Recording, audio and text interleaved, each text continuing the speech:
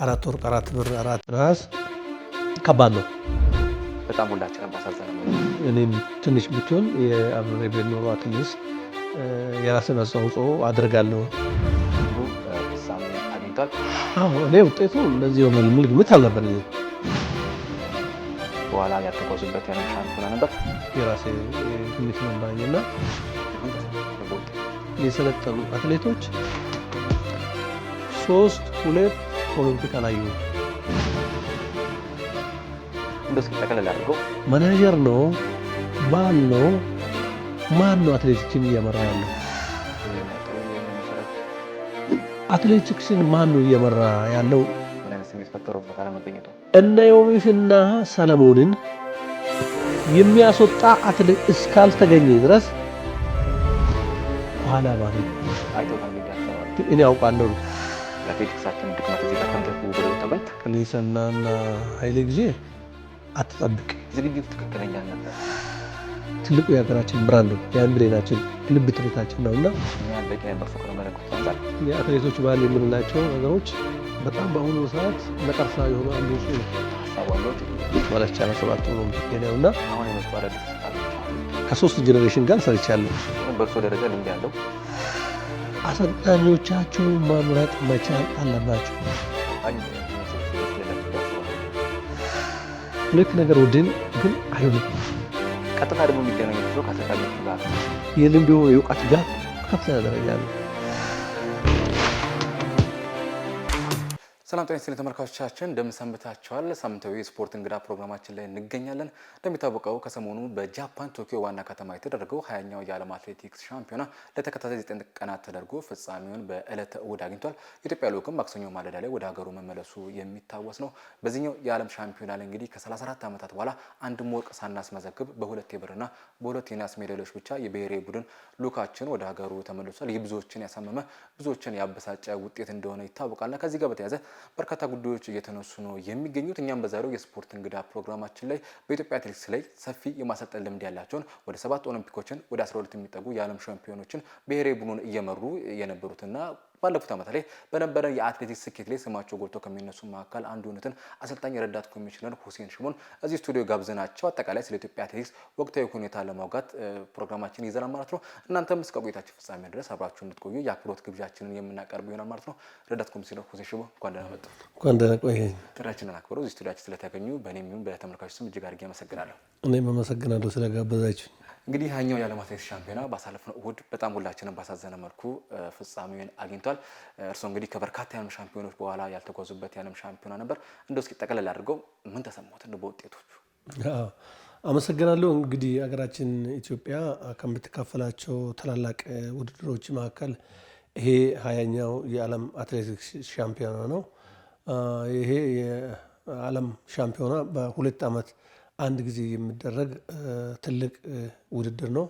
የዓለም ምርጥ አትሌቶች የሚካፈሉበት ውድድር በመሆኑ ይሄ ውድድር ከፍተኛ ዝግጅት የሚጠይቅ ለአገራችንን ክብርም ዝናም ባንዲራው ከፍ ብሎ በተውለበለበ ቁጥር አገራችን በዓለም አደባባይ የምናስታውቅበት መድረክ ነው ውድድርና ስለዚህ የኢትዮጵያ ሕዝብ እና መንግስት በከፍተኛ ጉጉት የሚጠብቀው የውድድር አይነት ነውና ስለዚህ እንዳየነው ከሆነ ኢትዮጵያ እንግዲህ በዓለም የአትሌቲክስ ታሪክ እንግዲህ ከ34 ዓመት በኋላ 22ኛ ሆነን ያጠናቀቅንበት ይሄ ውድድር ነው እና ይሄ ውድድር እንግዲህ ያው የኢትዮጵያ ሕዝብን አላስደሰተም፣ እኛንም የሚመጥን አለመሆኑን ሁላችንም በአንድ ድምፅ ያው የምንስማማበት ነውና ስለዚህ ከዚህ ጋር ታይዞ እንግዲህ ይሄ ምንን ያመለክታል? እንግዲህ ምናልባት ትልቁ ነገር ከስልጠናው ጋር ከቅንጅት ጋር ተባብሮ ከመስራትና ከተመሳሰሉት ነገሮች ጋር የሚያያዝ በመሆኑ ስለዚህ ይሄ ችግር አሁን የመጣና እዚህ ደረጃ ላይ ደረስነው የዛሬ እንደ ዓመት የ2 ዓመት ችግር ሳይሆን ከ10 ዓመት በላይ የቆየ ከሪዮ ኦሎምፒክ መልስ ጀምሮ የኢትዮጵያ ብሔራዊ ቡድን ከመፈረሰበት ጊዜ ጀምሮ አንዳንድ ጊዜ ያው የወደቅንም እየተነሳንም በመካከል ከደጉ የዓለም ሻምፒዮና 2011 ኢብራሂም ደጉ ላይ 1 ወርቅ አምጥቷል። እዛ ጊዜም በጣም ከፍተኛ ጭቅጭቅና ውዝግብ ነበርና ከዛ በኋላ በመነሳት በተወሰነ ደረጃ ውይይት በማድረግ የኢትዮጵያ አትሌቲክስ ፌዴሬሽን በዚህ በዓለም ሻምፒዮናዎች ላይ ከዛ በኋላም ለንደን ዓለም ሻምፒዮና ጥሩ ውጤት አምጥተናል። ዶሃ የዓለም ሻምፒዮና ጥሩ ውጤት አምጥተናል። ከዶሃ በኋላም እንደዚህ ኦሪገን አልፎም ቡዳፔስትም ቆንጆ ውድድሮች ስለመጡ እነዚህ ነገሮች ነው እያዘናጉን እና አሁን ዞሮ ዞሮ ቅድም እንዳልኩት መታመም ከጀመረ ቆይቷል። ምክንያቱም ያ የሆነበት የራሱ ሂደቶች አሉ፣ ብዙ ችግሮች አሉ እና ስለዚህ ያኛውን ከብዙ ነገሮች ጋር ይያያዛል። ከብዙ ጋር ከስልጠና ጋር ይያያዛል፣ ከመንግስት ኃላፊነት ጋር ይያያዛል፣ ከክለቦች ጋር ይያያዛል፣ ከፌዴሬሽን ጋር ይያያዛል፣ ከማናጀር ጋር ይያያዛል፣ ከባል ጋር ይያያዛል፣ ከአሰልጣኝ ጋር ይያያዛል፣ ከአትሌቶች ጋር ኢቭን የሚያያዙ በጣም ብዙ ነገሮች ናቸው። እነዚህ በሙሉ አሁን የጠቀስኳቸው ለሀገራችን አትሌቲክስ ማደግም ሆነ መውደቅ የየራሱ በፐርሰንት ደረጃ የየራሱ አስተዋጽኦ አላቸውና ሚዲያም ህዝብም እና ስለዚህ እነዚህ ነገሮች ቀላል አይደለም። ለአንድ ሀገር አትሌቲክስ እድገት የነዚህ የድምር ውጤት ነው ገናና እንድንሆን የሚያደርገንና ለውድቀትም ደግሞ የየራሳችን አስተዋጽኦ በደረጃ በፐርሰንት የተቀመጠ ነገር አለ እና ስለዚህ በዛ ደረጃ ነው እንግዲህ አሁንም እዚህ ደረጃ ላይ የደረስነውና እና ይሄ አሁን የመጣ ውጤት ለወደፊት እንግዲህ በባለፈው ዓለም ሻምፒዮናዎች ላይ ያስመዘገብናቸው ውጤትን አታለውን እዚህ አድርሰውናል። እኛ ቀደም ሲልም ባይዘው ብዙ ጊዜ እንናገራለን። ብዙ ጊዜ የምንናገርባቸው ወቅቶች አሉ።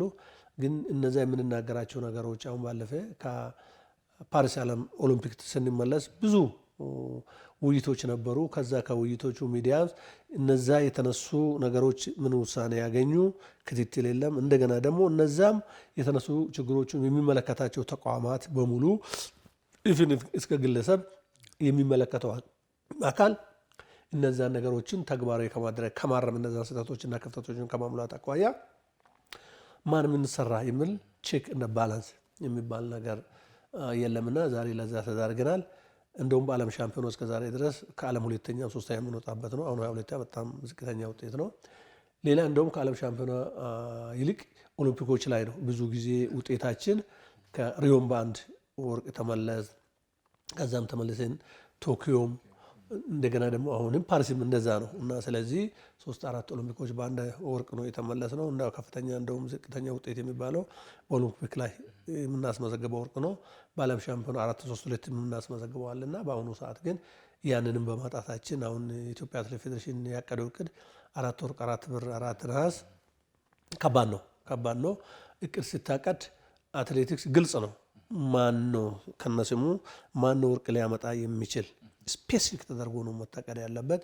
ሁለተኛ ብር ማን ነው የሚያመጣ አካሌ ተብሎ ስፔሲፊክ ነው መደረግ ያለበትና ምናልባት እነዛ ግምትም ወቅታዊ አትሌቶቻችንን ብቃት ያላገናዘበ እንደሆነ ነው እኔ የተረዳሁትና በፍጹም 50% እንኳን የማይሞላ እቅድ ነውና የታቀደው። ስለዚህ ይህንን ጠቅላላ ስናደርገው እንግዲህ የ20ኛው የዓለም ሻምፒዮና ዝቅተኛ ውጤት ነው ከሚሉ ሰዎች አንዱ ነኝ።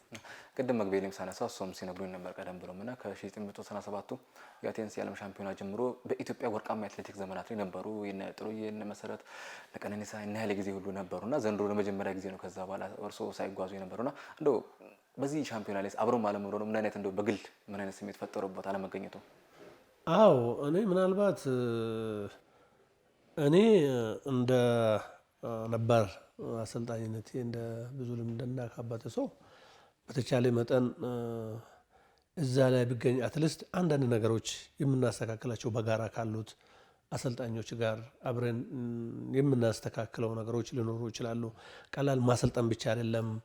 አትሊስት በእርግጥ ዝግጅቱ በሙሉ የሚጠናቀቁ ከ190% እዚህ ነው። የሆነ ሆኖ ደግሞ ያንን 90%ቱን እዚህ ተዘጋጅተ ሄደ 10 ወይም በ5%ቱ ያሰብከው ያቀርከው እቅዶች የማይሳኩበት ሁኔታዎች ይፈጠራሉና እና ስለዚህ እኔም ትንሽ ብትሆን የአብሬ ቤት ኖሮ አትሊስት የራስን አስተዋጽኦ አድርጋለሁ የሚል ነገር አለኝና እንዳልከውም እኔ በዚህ ባሳለፍናቸው 12 የዓለም ሻምፒዮናዎች ውስጥ ወርቃማ ጊዜ ነበር ያሳለፍነው ከስራ ባልደረቦቻችን ጋር አሰልጣኞቹ ጋር ተግባብተን ነው የምንሰራ። እቅድ በጋራ ነው፣ ውይይቶች በጋራ ነውና ተከባብረን ትልቁም ትንሹን የተማረም ያልተማረን ተከባብረን የምንሰራባቸው ጊዜያቶች ነበሩና እና ስለዚህ አትሌቲክስ ውስጥ ደግሞ ፍቅር ካለ፣ አንድነቱ ካለ፣ ማግባባቱ ካለ ውጤቶቹ ይመጣሉ። በአሁኑ ሰዓት ደግሞ እንደዚህ አይነት ነገሮች ክፍተቶች አሉ፣ በዚህ በኩል ክፍተቶች አሉ። ይህንን ተንተርሶ ነው እንግዲህ ቀዳዳ አግኝቶ ውጤቱንም ልናጣ የቻልነውና እኔ ብሄድም ባልሄድም ሞር ቢገኝ ጥሩ ነው። ግን ዞሮ ዞሮ ባልገኝም እኔ እዚህ ሆኜ ያው በጸሎት በሀሳብ ከጎናቸው ነበርኩና ዞሮ ዞሮ እንደ ብዙ ዓመት ከአትሌቶች ጋር እንዳሳለፈ ሰው የተገኘውን ውጤት እንግዲህ እንደማንኛውም ከማንም በላይ ያዘንኩትና የሚሰማኝ እኔ ነኝና በሙያ ያሳለፍኩት ነው። የነሱ ስሜት የኔ ስሜት ነው። እዛ ጋር ለነሱ ደስታ የኔ ደስታ ነውና እነዚህ ደስታውን ስናጣ ደስታ ወደ ሲቀየር እኔ በጣም ነው የሚሰማኝና ዞሮ ዞሮ ምናልባት ኢትዮጵያ አትሌቲክስ ለወደፊት ከእንደዚህ አይነቱ ክፍተቶች ብዙ ነገር ይማራል የሚል ግምት አለኝና ስለ ራሴ ብዙ መናገር አልፈልግም እና አጠቃላይ ይሄ ነው።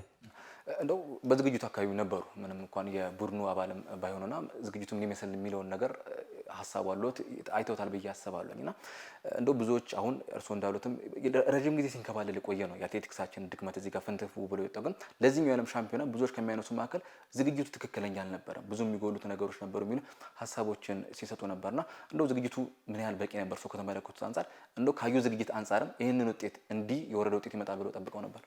አዎ እኔ ውጤቱ እንደዚህ ይሆናል የሚል ግምት አልነበረኝም። ስለ እውነት ምንም ያህል 4 ወርቅ እነሱ እንዳቀዱት ባይሆንም እኔ ምናልባት 1-2 ወርቅ ይገኛል የሚል የራሴ ግምት ነበረኝና ያ ሀፒን ሲያደርግ የሚሰማ ነገር አለ። እንደ አጠቃላይ ደግሞ ዝግጅትን በሚመለከት ምናልባት ኢትዮጵያ አትሌቲክስ ፌዴሬሽን አንድ ያልተገነዘበው ነገር አለ። እኔ እንደገባኝ ከሆነ ምናልባት ቀደም ሲል የነበሩ ስራ አስፈጻሚ ኮሚቴ ይዞ የመጣሁትን መተዳደሪያ ደንብና ሕግና ስርዓትን ነው ይዞ አሁንም እየተከተሉ ያሉትና እነሱ ምናልባት ለነሱ አዲስ ጊዜ ነው። ቀደም ሲል በዓለም ሻምፒዮና ላይ እስከዛሬ ድረስ እንደዚህ አይነት ክሳራ አልገጠመንምና ይሄ ችግር ይመጣል ብሎ አለማሰባቸውን የምትገነዘበው ከእቅዳቸው አኳያ ነው ማለት የሚቻለው።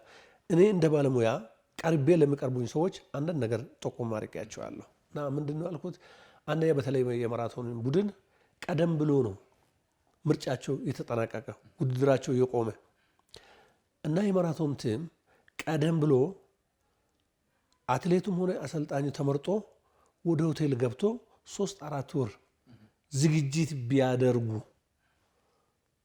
አትሊስት በኦሪገን እና በቡዳፔስት ያገኘናቸው በዶሃም ያገኘናቸው ውጤታችን ማስጠበቅ እንችል ነበር እና ወጥቶ በጋራ በኦሪገን ጊዜ አብረው ሰርተዋል፣ በፓሪስ ጊዜ አብረው ሰርተዋል፣ ሃንጋሪ ቡዳፔስት አብረው ሰርተዋል። ጥሩ ውጤት በማራቶን አግኝተናልና ስለዚህ ይሄንን ማድረግ እንዲችሉ ቅድም እንዳልኩ ለመቀርቡ በጊዜ ብትጀምሩ የሚል ነገርም ሰጥቼ ነበርና ምናልባት እነሱ ይሄ ነገር ይሆናል ብሎ አልተገነዘበው ሁሉ ይቆጫቸዋል የሚል ነገር አለ። የኛም የትራክ ተወዳዳሪዎችን ከ800 እስከ 10,000 በእርግጥ ሚኒማ ማምጣት ይጠበቃል። በተለይ የ10,000 ወንድና ሴት ዘንድሮ በዓለም ላይ ምንም አይነት ውድድር ስላልተደረገ መጣሪያ ማድረግ ስላልተቻለ በአምና ማላጋ ላይ ባደረግነው ሰዓት ባስመዘገብነው ሰዓት ነው ልጆቹን የመረጥነው። ስለዚህ እነዚህ ልጆች አራቱን እንዳለ ይዞ 4 ላይ 2 ጨምሮ 6 አድርጎ በየኢቨንቱ ሌሎቹንም ጨምሮ ሆቴል ቀደም ብሎ ለ3 ወር ለ2 ወር ቢገቡና እዛ ውስጥ አትሌቶቹም ሰፋ አድርገህ ትመርጣለህ፣ አሰልጣኞቹም ሰፋ አድርገህ ትመርጣለህ። ከዛ በኋላ ክትትል፣ ቁጥጥር፣ ድጋፍ እያደረግ በሆቴል ቦታ በልምድ ቦታ ይህን እያደረግ ልጆቻችንም እዚሁ በተመረጡት አሰልጣኞች እየተዘጋጁ ለዳይመንድ ሊግ ለግል ውድድራቸው ሰዓት ለማምጣትም እየወጡ መመለስ ይችሉ ነበር። ቀጥታ ዳይሬክት ከዚሁ ይበራል ከሆቴል ሄዶ ተወዳድረው ተመልሶ ወደ ሆቴሉ ከኤርፖርት ወደዚህ እየተደረገ ቢሆን ኖሮ ይሄን ለዚህ ችግርም አንዳረግም። ይሄም ራሱ የተጠና አይደለም እዚህ ቦታ ላይ። ሌላው ደግሞ አንዳንድ ልጆችም በዳይመንድ ሊግ ላይ ብዙ ውድድር ያደረጉ ልጆች አሉና ያንንም እኔ ለአንዳንድ ለሚቀርቡ ሰዎች አረ ይሄ ነገር ይታቀብ የሚል ነገር ስናነሳ ምንድን ነው በእርግጥ ወርልድ አትሌቲክስ አትሌቶቹ እንዲወዳደሩ ዳይመንድ ሊግ አስገዳጅ ሁኔታዎች እንደነበሩ የተረዳሁት ነገር አለ። እንደዛም ሆኖ በሎቢ የተወሰኑ አትሌቶችን ኮማንደር ስለሺ የኢትዮጵያ አትሌቲክስ ፕሬዝዳንት አንዳንድ አትሌቶች ሎቢ በማድረግ ያስቀራቸው እንዳለ አውቃለሁና ስለዚህ በዛው መካከልም እንደዛ ውድድር ያበዙ ልጆች እንዳሉ መረዳት ይቻላል። በግልጽ ያው የሚታወቁ ነው፣ ስም መጥቀስ አያስፈልግም። እና እነዚህ ነገሮች ቀደም ሲል የነበሩ ችግሮች ቀደም ብሎ ረዥም ዝግጅት ካለማድረግ አኳያ ቲሙን አሁን ለምሳሌ 6 ወይም 4 ልጆችን አንድ ላይ አቀናጅቴ ብሰራ ኖሮ ጤነኛም በሽተኛም ወቅታዊ ብቃት የወረደ በቀላሉ መለየት ይቻላል። አሁን እንደዛ ባልተደረገበት ሰዓት ደግሞ አካሌን ማስቀራት አካሌን ማስገባት የማይቻልበት ሁኔታ ነበርና ስለዚህ እዛ አካባቢ ስልጠና ላይ ክፍተቶችም እንዳሉ የሚያሳይ ነገሮች አሉ። እነዚህ ነገሮች እንግዲህ ከዚህ በመማር ለወደፊት እንግዲህ ጥሩ ዝግጅት በማድረግ ውጤታማ እንሆናለን የሚል ተስፋ አለኝ። እንደው በዝግጅቱ አካባቢ ነበሩ ቅድም መሳነሳው ነበርና አሁን የመጡ አዳዲስ አሰልጣኞች አሉ። ከዚህ ቀደም ምናልባት 1-2 የዓለም ሻምፒዮና በእርሶ ደረጃ ልምድ ያለው አሰልጣኝ እዚህኛው ስብስብ ውስጥ የለም ብዬ አስባለሁ። በእርግጥ መናገር ይቻላልና እንደው እርሶ አሁንም ሲነግሩ ሀሳቦችን እየሰጡ ነበር እንዲህ ቢሆን እያሉ ቀጥታ ደግሞ የሚገናኙት እርሶ ከአሰልጣኞቹ ጋር ነውና እንደው አሰልጣኞቹስ የእርሶን ሀሳብ የመቀበል ፍላጎት ነበራቸው? ያን አፕሮች ተመልክቷል? አሁን ምን መሰለህ በወቅቱ መቼም ያው እንትን አይሉም ሊቀበሉ ተግባራዊ ያለማድረግ ነገር አለ እንጂ ይቀበላሉ። ሆኖ ግን ምን አይነት ባህል አለ መሰለህ አትሌቲክስ አካባቢ በተለይ የሆኑ ጄኔሬሽን እኔ ከ3 ጄኔሬሽን ጋር ሰርቻለሁ። እኔ ከነ ዶክተር ለመስቀል ጋር የሳቸው ምክትል ሆኜ 3 ኦሎምፒክ አብሬ ሄጃለሁ። 20 ዓመት ከሳቸው ምክትል ሆኜ ሰርቻለሁ። ከነ ዶክተር ይልማ ነባር አሰልጣኝ ከነ ቶሎሳ ጋር ከሻምበል ትእዛዙ ጋር ከሻምበል ሼቱ ጋር ብዙ ጊዜ ሰርቻለሁ እና ስለዚህ በጣም ቆንጆ መከባበር አለ። ያ በመሆኑ ያው ወርቃማ ጊዜ ማሳለፍ ችለናል። ሀገራችን ህዝባችንን አስደስተናል እና የብሔራዊ ቡድንም ስብስብም ስለነበር በዛ ወቅት ነበር።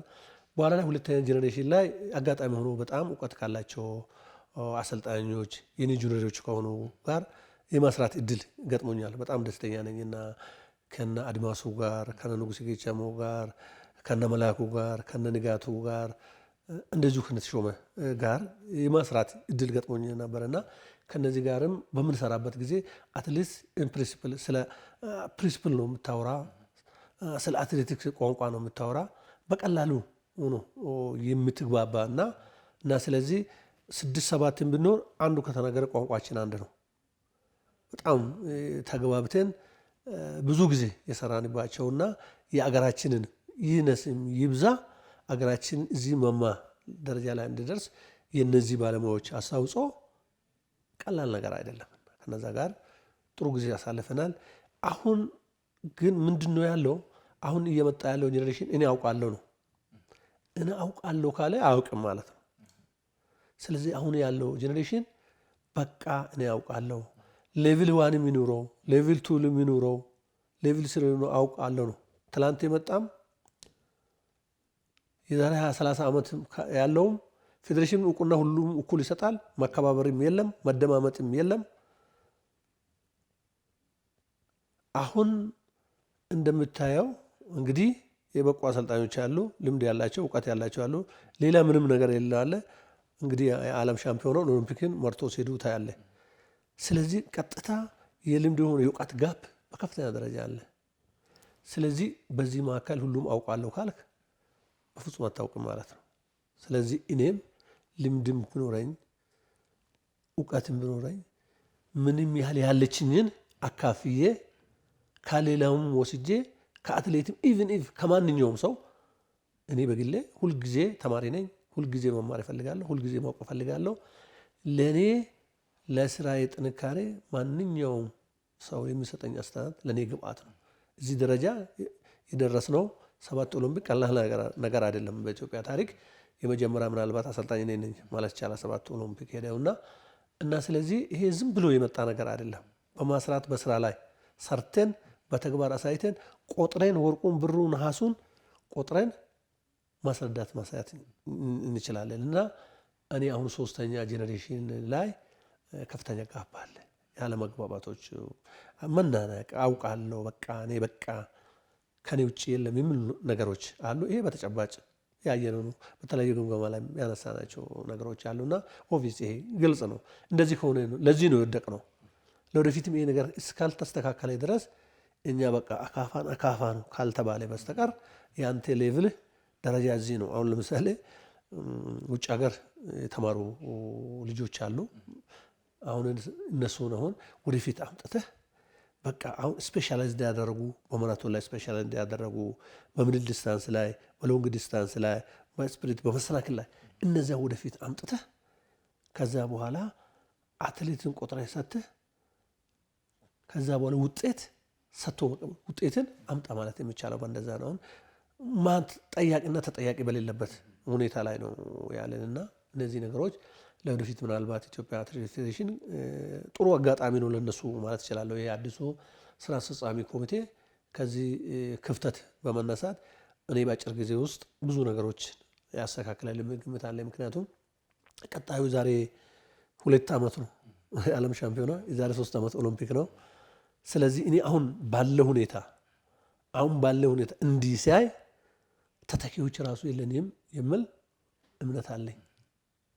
አሁን እንበልና 10 ሺህ ላይ ሰምታል ዮሚፍም ተሰናብቻለሁ ብለዋል። ሰለሞንም እንደዛው ነው።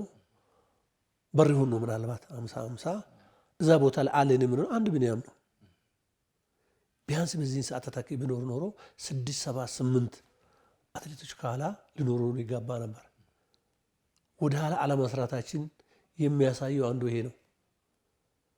የዓለም ሰዓቶቹ እየፈጠኑ እየመጡ ነው።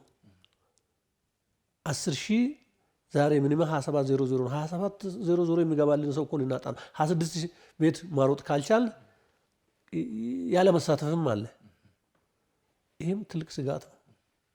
ሴቶች 30-20 ነው ዛሬ አይታል። እነዛ በኢትዮጵያ ውስጥ እኮ ይህን ሰዓት ያሟላ 4 ወይም 5 ሴቶች ናቸው። እነዚህ አሁን ያሟሉ ናቸው። እነዚህ በሙሉ ይወጣሉ፣ ውጪ ናቸው።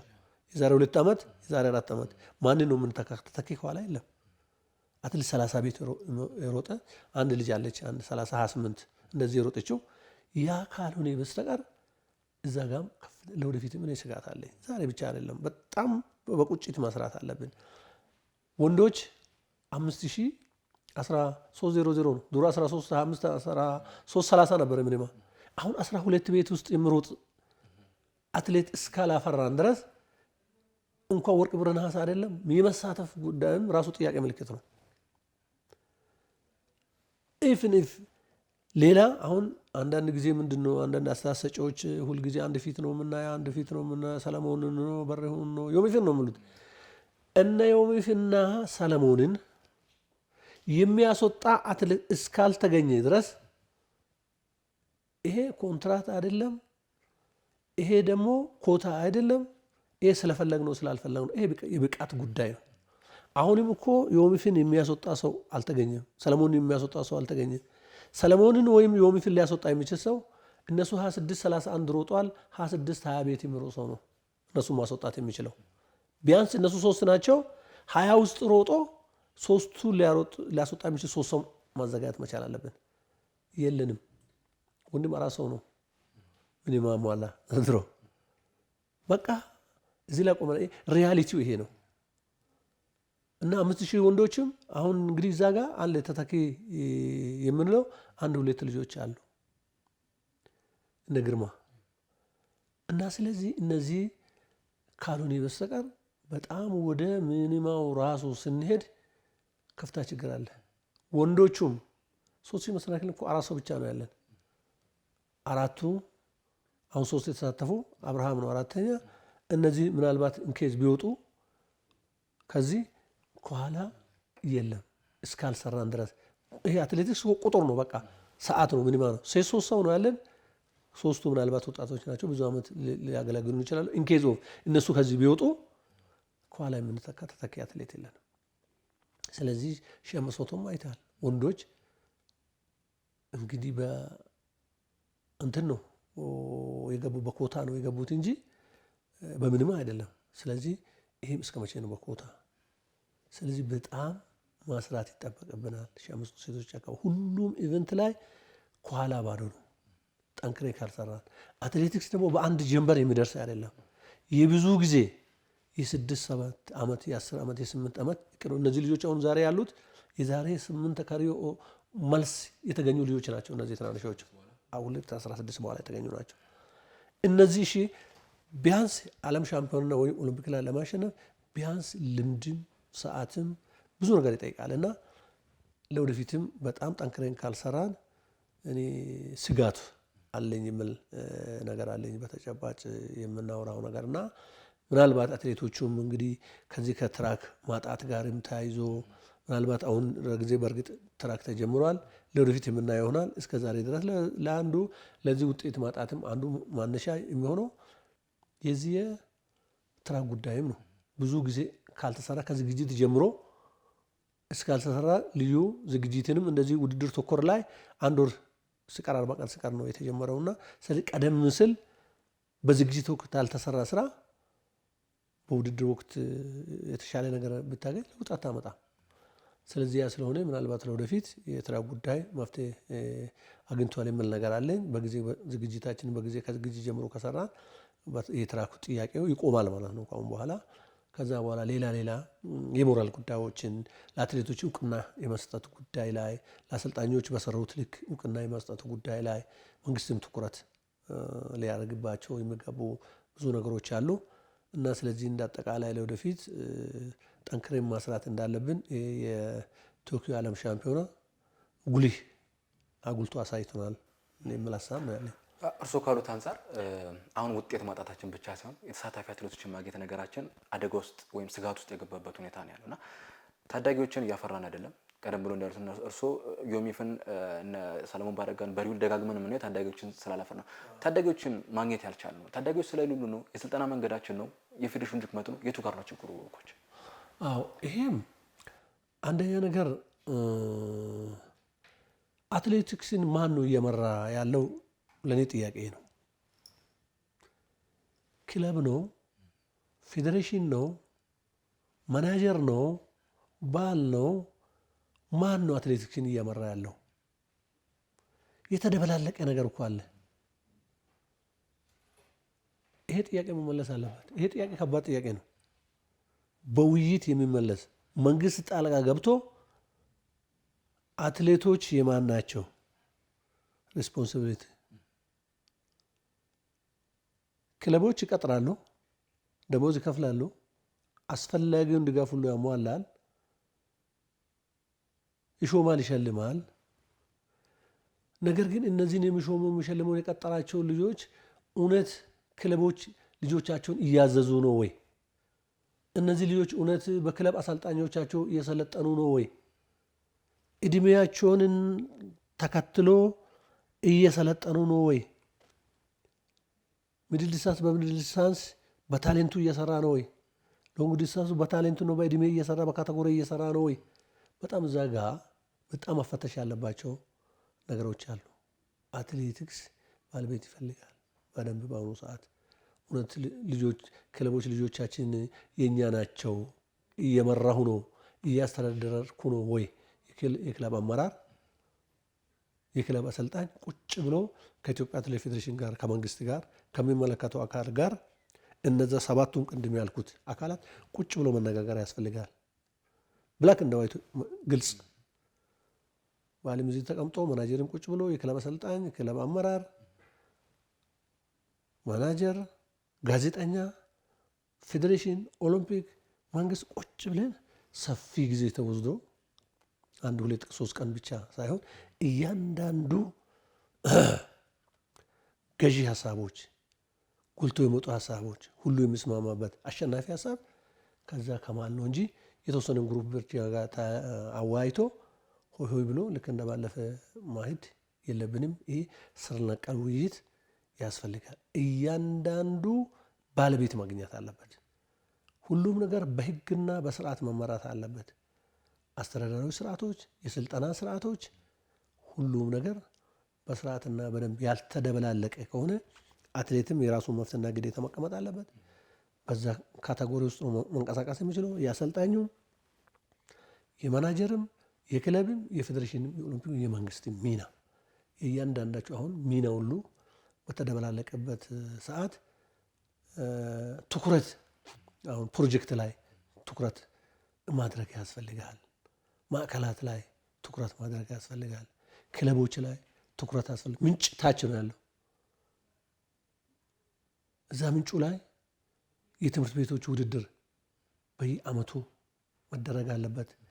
የጦር ኃይሎች ውድድር፣ የፖሊስ ሰራዊት ዓመታዊ ውድድር፣ እንዲህ የመሳሰሉ የፕሮጀክት ውድድር ፕሮጀክቶቹም ታዳጊ ፕሮጀክት በዓመት አንድ ጊዜ መሆን 2-3 ጊዜ የማዕከላት ውድድር በዓመት 2-3 ጊዜ ውድድሮች በበዙ ቁጥር በዛ ውስጥ ብዙ አትሌቶችን ማት ትችላለህ። ብዙ አትሌቶችን ከማዕከል ወደ ክለብ ማምጣት ይቻላል። ከክለብ ወደ ብሔራዊ ማምጣት ይቻላል። ሰንሰለቱ ተቆራርጧል። ይህንን የሚመራ አካል መኖር አለበት ኃላፊነቱን። ስለዚህ እነዚህን ነገሮች በተመታተነ ሁኔታ አለ ሰብሰብ አድርጎ ህግና ስርዓት ተበጅቶለት የሚሰራ ከሆነ እንግዲህ በዚህ በ2 ዓመት ውስጥ ከባድ ስራ ይጠይቀናል። ወደ ነበርንበት እንመለሳለን የሚል ነገር አለኝ። አትሌቲክስ ቁጥር ነው። አትሌቲክስ ካላንከባከብ ነው እኔ ብያለሁ፣ በመጽሐፍ ላይም ጽፌ ገልጫለሁ። አትሌቲክስ ካላከበርን አከብረን። አትሌቲክስ ዘላን ነው፣ ይዞራል፣ ይሽከረከራል ብያለሁ። ብዙ ሌሎች አገሮች ታሪክ ማንሳት ይቻላል። የፊንላንዶች ታሪክ መጀመሪያ እነሱ ናቸው በጣም በትረክ ላይ ፈጣን ነበሩ። ከዛ ዞሮ ወደ ፖርቹጋል ገባ፣ ከፖርቹጋል ወደ ሞሮኮ፣ ከሞሮኮ ወደ ኬንያ፣ ከኬንያ ወደ ኡጋንዳ፣ አሁን ወደ ታንዛኒያ ገባ። ስለዚህ አትሌቲክስን እስካላከበርነው ድረስ እስካላንከባከብነው ድረስ ጥሎን ይሄዳል፣ ይፈረጣል፣ ዘላን ነው። ያ ስለሆነ በጣም በጥንቃቄ መያዝን ይፈልጋል፣ ይጠይቃል። ቀላል ፕሮጀክት አይደለም አትሌቲክስ። አገራችን ኢትዮጵያ በዓለም እኮ የምንታወቅበት የማንነታችን መገለጫ ባህላችን፣ ማንነታችን፣ ኢኮኖሚያችን ነው ዛሬ አትሌቲክስ። እና በቀላሉ የምናየው ፕሮጀክት አይደለም፣ በቀላሉ የምናየው ተቋም አይደለም። አትሌቲክስ ትልቁ የሀገራችን ብራንድ ነው፣ የአምብሌናችን ነው፣ የልብ ትርታችን ነውና ስለዚህ በተቻለን መጠን ለዚህ ከፍተኛ በተለይ መንግስት ከፍተኛ ትኩረት ማድረግ አለበት ባይ ነኝ። ክለቦች፣ የአትሌቶች ባለቤት ከፍተኛ ትኩረት ማድረግ አለ። የኔ ነው ብሎ ኃላፊነቱን ወስዶ ሁሉም ነገር አሟልቶ እንደሚሰጥ ሁሉ አትሌቶቻችን እየደረሱ ምን ላይ ናቸው? አንዳንድ ጊዜ ታዋቂ አትሌቶች እኮ ተወዳድረው ከውድድር በኋላ የሚታመሙ አሉ። አንድ ዓለም ሻምፒዮና ብቻ ታይቶ በሁለተኛ ዓለም ሻምፒዮና ጭራሽ የሚጠፉ አትሌቶች አሉ። ምንድን ነው ይሄም ብሎ በጥናትና ምርምር መታወቅ አለ። ክለብ ልጆቻቸው እንደዛ ሲሆኑ ምንድን ነው ድሮ አትሌቶች ቅድም ብያለሁ 4 ኦሎምፒክ ነው አብዛኛው ሲያዩ የነበረው ጊዜ ወርቃማ ጊዜያችንን ያልኩት። አሁን በቅርብ ጊዜ የለም እንደዛ። ከሪዮ ኦሎምፒክ እስቲ ዝም ብለህ ጀምረህ እስቲ ይኸውና ወርቅ ወይም ብር ያመጡት አትሌቶች በሪዮ ላይ ያመጡት ቶኪዮ ላይ ደገሙ አልደገሙ፣ በቶኪዮ ላይ ያመጡት ፓሪስ ላይ ደገሙ አልደገሙ። ለምን? ይሄ ጥናት ይጠይቃል። ቀላል ሪሰርች አይደለም። የአትሌቶች ባለቤት የላቸውም። ባለቤት ማጣት ነው አንዱ።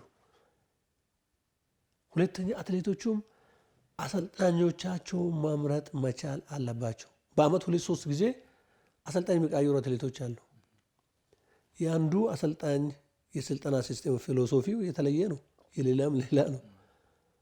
ያንን አትሌት የመጣበትን እያንዳንዱን አትሌት የሚያውቀው ጥንካሬውንም፣ ፍጥነቱንም፣ ቅልጥፍናውንም ሁሉን ነገር የሚያውቀው ከነ ሳይኮሎጂ አብሮ ብዙ አመት የቆየ ሰው ነው። በአንድ ጉዳይ ላይ ራሱ እኮ በጥናት ነው የምታገኘው፣ ደጋግሜ በማየት ነው። ኮቺንግ ፕሪንሲፕሎች አሉ፣ ህግጋቶች። እነዛን ህግጋቶች በአንድ የስልጠና ሲዝን ውስጥ የሚሽከረከሩ ናቸው። እነዛን ነገሮችን ጠንቅቀህ ካላወቅ አትሌትን መለወጥ አይችልም። አንድ አትሌት ከአንድ ደረጃ ወደ ላይ እያደገ በሚመጣበት ጊዜ ሰዓት፣ ሰከንድ፣ ማይክሮ ሰከንድ አለ፣ ፐርሰንቶች አሉ። በእያንዳንዱ ፐርሰንት 2% 1% እየጨመርክ ነው የምትሄደው። ዝም ብላ አይደለም በደመ ነፍስ የምትሄደው። ይሄንን ደግሞ ሊያደርግ የሚችል ብቃትና ብቁ የሆኑ አሰልጣኞች አሉንና በተቻለ አትሌቶችም ራሳቸው መጠየቅ አለባቸው። ልክ አንድ ውድድር ተወዳድሮ ሲመለሱ ለቀጣዩ ውድድር ትራንስሌሽን የምንለው ነገር አለ። የሽግግር ጊዜ ራሱ ዋጋ አላት። በአንድ የስልጠና ፕሪንሲፕሎች ህግጋት ውስጥ የሽግግር ራሱ ቫሊዩ አላት። አንድ አትሌት ከውድድር ተወዳድሮ መጣ፣ ስንት ቀን አርፎ ለቀጣዩ ውድድር ራሱን ማዘጋጀት አለበት። ከነ አመጋገቡ ከነ እረፍቱ ለሱ የተሰጠው ራሱ ፕሪንሲፕሎች አሉ። ይህንን ስንቶቻችን ነው የምናውቀው? ለቀጣይ ዝግጅት ምን ነው ቤንች ማርክ አድርጎ የምነሳ? ስፖርት አትሌቲክስ ሳይንስ ነው፣ ከባድ ሳይንስ ነው። ዋይዝድ የሆነ በጣም ሰፊ ያ ስለሆነ እኛ የተወሰነችውን በጭልፋ በማንካ እንደመውሰድ ነው እንጂ ባህር ነውና፣ ስለዚህ ይህንን ባህርን ዋይቶ መሻገር ቀላል ውቅያኖስ አይደለምና ዝም ብሎ እንደዚሁ ሰዓት ብቻ መያዝ ቀላል ነገር አይደለም። እኛም እኔን የመሳሰሉ ሰዎችም ረዥም ዓመት ተጉዘን የመጣን ዝም ብለን አይደለምና የመጣና አትሌቲክስ መስዋዕትነት ይጠይቃል። ብዙ መስዋዕትነት ከፍለንበታል። አትሌቲክሳችን ለእኛ ደማችን ነው፣ ህይወታችን ነውና በተቻለን መጠን ሁላችንም በንነት ስሜት፣ በሀገራዊ ስሜት፣ በማንነት ስሜት ማስራት አለብን። አትሌቲክስ ስፖርት የሚፈልገውን የፍልስፍናዎችን ተግባራዊ በማድረግ ከዘር፣ ከሃይማኖት፣ ከፖለቲካ፣ ከመንደርተኝነት ነፃ ሆነን ለዚች ለሀገራችን ኢትዮጵያን ለአንድ 120 ህዝብ ሚሊዮን ማዕከል አድርገን የሀገራችን ባንዲራ ማዕከል አድርገን ነው ማስራት ያለብን። አሰልጣኝ ወደዚህ ሙያ ስንገባ በተለይ ስፔሻሊቲ ስናደርግ ቃለ መሐላ ፈጽመን ነው ወደዚህ የመጣንና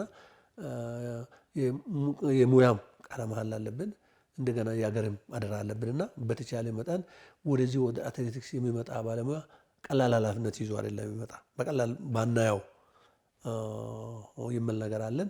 ባለሙያዎችን በተቻለ መጠን መነጋገር፣ መከባበር አለብን። ትንሽ ያለውም ሼር አድርጎ ያለውም ሼር ብናደርግ አንድ ላይ ትልቅ ነገር መሆን እንችላለን። እንደ ሸረሪት ድር እንደማለት ነው። ራሷን አንድ ሁለት እያለች ዳገት ላይ እንደምትወጣ ሁሉ እኛ ትልቅ ደረጃ ላይ ማድረስ እንችላለን። ባለሙያም እንደ ባለሙያ ከአመራሮቻችን ከአትሌቶቻችን ጋር ተግባብተን ለወደፊት ከሰራን ለውጥ እናመጣለን። ግን ብዙ ቻሌንጅ ይጠብቀናል የሚል ነገር አለ። እንደው አትሌቶቹ ጋር የሚነሱ ጉዳዮች አሉ። አሁን አሰልጣኞች ጋር ያሉትን ችግር እርሶም ሲያነሱ ነበር። ይዞት ከሄዱት መካከል የቆች ሽግግር የሚፈልግ ነገር ችግሮች አሉና እንደው አንዳንዶች የሚያነሱት ሀሳብ ስላለ ላነሳለሁ ስለፈለኩ ነው ጥያቄውን። በዚህኛው በተለይም በቶኪዮ የዓለም ሻምፒዮና ላይ የአትሌቶቻችን የአንድነት ስሜት ከዚህ ቀደም እንደተመለከት ነው አይደለም። ከዚህ ቀደም ነጥሩዬ እነ መሰረት እና ኃይሌ ስለሺ ጋር የነበረው የእርስ በርስ የመተጋገዝ ነገር እንደውም አሁን ፌዴሬሽኑ የሚመራው ኮማንደር ስለሺ ስን ቀነኒሳ ብዙ ጊዜ ላመጣቸው ወርቆች ራሱን መስዋዕት ያደረገው ነው ይባላል አይደል? ሀገር ወርቅ እንድታመጣ። አሁን ላይ ግን ያን የተመለከተን አይደለም። እንደውም በሰሞኑን አትሌት ሰለሞን ባረጋም በተለያዩ ሚዲያዎች ሲሰጡ ሀሳብ ነበር። በ10,000 ሜትር ላይ ሶስታችንም ሶስት ሀገር ሆነን ሄድ ነው ምንም አልተነጋገርንም እንዲሁ ነው የገባ ነው የሚል ሀሳብ ሰጥቶ ነበር። በአትሌቶቻችን መካከል ያለው መግባባት እንደው ያላቸው ሀገራዊ ስሜት አለ ብለው ያስባሉ እርሱ? አሁን ምን መሰለህ፣ ይሄ ልክ እንደነ ድሮ እነ ቀነኒሳና ኃይሌ ጊዜ አትጠብቅ። ያም የሆነበት ምክንያት ቅድም ብያለሁ። ከማነሻ አንድ ላይ ካልሰሩ፣ አንድ ሆቴል ውስጥ አብሮ ካልቆዩ፣ ለረጅም ዓመት አብሮ ካልቆዩ ይሄ አንድነት ስሜት ሊመጣ አይችልም። ነገር ግን ምንድነው ይሄ የመተሳሰቡ ነገር አንደኛ የቅንነት ጉዳይ አለ። እኔ ለጓደኛዬ እኔ ለጋሬ መስዋዕትነት የመክፈል ነገር። ልጆቹ ሶስቱም የተለያየ ኳሊቲ ነው ያላቸው። ዙራ ክሮምር ኳሊቲ ያለው አለ፣ ፊኒሽንግ ረጅም ፊኒሽንግ ያለው አቅም ያለው አለ፣ አጭር ፊኒሽንግ ያለው አለ። እነዚህ ሶስቱን አንድ ላይ አዋህዶ ተነጋግረን ብንጠቀም በእውነት በተለይ 5,000 እና 10,000 ላይ ትልቅ ታሪክ አለን። በተለይ በኦሎምፒክ ኬንያም አሸንፋን አታውቅም። በኦሎምፒክ ላይ በዓለም ሻምፒዮናም አንድ ጊዜ ነው አሸነፈ ካማቲ።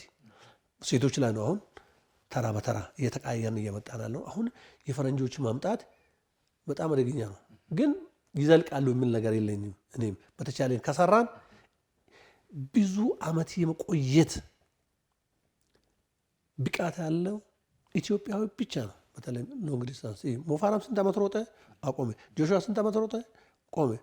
አሁን ጃኮብ አይታል 1 2 3 ኦሎምፒክ ላይ ዓለም ሻምፒዮን ላይ አስቸገረን ቆመ።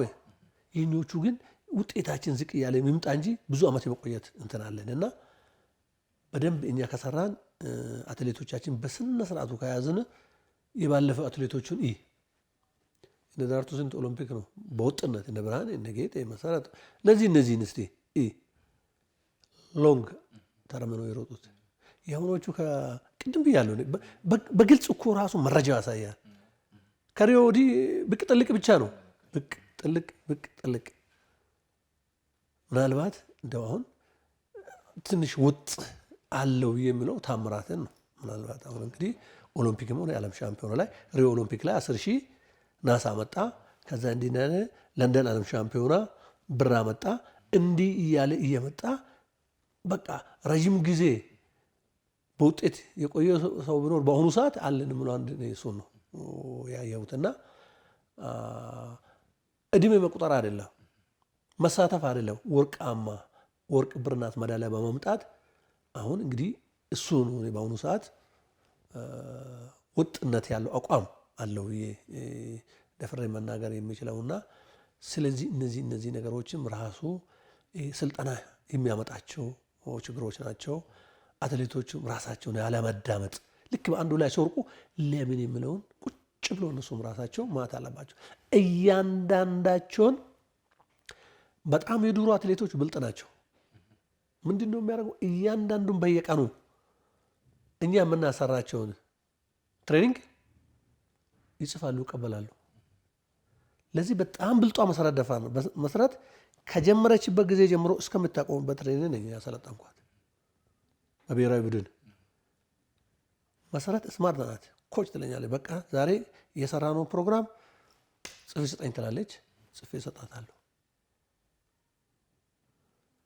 የዛሬ ዓመት የሰራችውን ሁለተኛ ዓመት ላይ በምትመጣበት ጊዜ አንተ እንኳን ብትሳሳት እንደ ኮች ይሄ እኮ እንዲህ ነበር በፊት የሰራ ነው፣ አሁን ግን እንደዚህ ይሄና ይሄ አይገናኝም፣ ምንድን ነው ይጠይቃሉ። አሁን ጠያቂዎች አሉ። አሁን ሰለሞን ኤቭሪቲንግ ያውቃል፣ እነግረዋለሁ። በቴሌግራም የምንለዋወጥበት አለ፣ ኦፊሻሊ ሜዳ ላይም እነግረዋለሁ። ዛሬ ደግሞ አትሌቶቻችን የያዙት ቴክኖሎጂ እኛ ያዝነው ቴክኖሎጂ ቀላል ሰው ባህል ነው አይደለም። በባህል እዚህ አይደረስም። እኔ ሰለሞን ቶኪዮ ካሸነፈ በኋላ የናይኪ ካምፓኒ ለ2 ቀን ለኔም ኮርስ ለሰለሞን ላይ ሪሰርች ሰርቷል። እያንዳንዱ ዛሬ እኮ ታዋቂ አትሌቶች ጂፒኤስ አላቸው። እያንዳንዱን ኪሎ ሜትር በምን ያህል ደቂቃ እንደሰሩ፣ ምን ያህል ካሎሪ ሉዝ እንዳደረጉ፣ የወጡትን ዳገት የወጡትን ቁልቁለት ቁጭ ብለህ የምትመዘግብበት ከዛ ላይ የምታይበት አለ። ዛሬ ቴክኖሎጂ ልቋል። የኛ አገራችንም አብዛኛው እንኳን እኛ አይደለ አትሌቶቹም ልቋል። ብዙ ነገር ያውቃሉ አትሌቶች። ዛሬማ ቴክኖሎጂን ባንከተል እዚህ ደረጃም አይደረስም፣ የአሰራሮች ክፍተቶች ቢኖሩም እና ስለዚህ ቀላል ነገር አይደለም። የአንድነት ጉዳይ ወሳኝ ነው። አንድነት ያው ብዙ ጊዜ ደጋግመን እንናገራለን። ይሄ ብዙ ጥያቄ ትላንት ብቻ የተፈጠረ አይደለም። በሌላ ጊዜም ከዚህ በፊት ነበሩ እነዚህ አይነት ነገሮች። በጋራ ለማስራት ቅድም እንዳልኩ አንድ የቅንነት መኖር አለበት። ብዙ ጊዜ አብሮ መቆየት አለባቸው።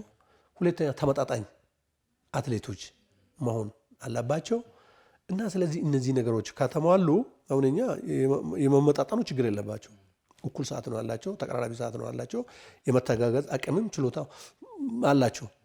ምናልባት አሁን 10,000 ሴቶች ላይ ሰፊ ጋፕ አለ። አሁን ለምሳሌ ጽጌ እና ጉዳፌን ወይም እነ ጅጋዮን ታግዝ ብሎ እንደ መፍረድ ይከብዳል። ተመጣጣኝ አይደሉም። ባየነው ሁኔታ ላይ ምናልባት ታማ ሊሆን ይችላል አይደለም እንጂ በጣም ጠንካራ ልጅ እንደሆነች አውቃለሁ። እና ስለዚህ እንደዚህ ሊተጋገዙ የሚችሉ ተመጣጣኝ ችሎታ ያላቸው፣ ሁለተኛ ደግሞ ፍቅርና አንድነት ያላቸው፣ በቃ አንዱ ለአንዱ መስዋዕትነት መክፈል ፍላጎት የሚያሳይ አትሌት ነው እና መሆን ያለበት።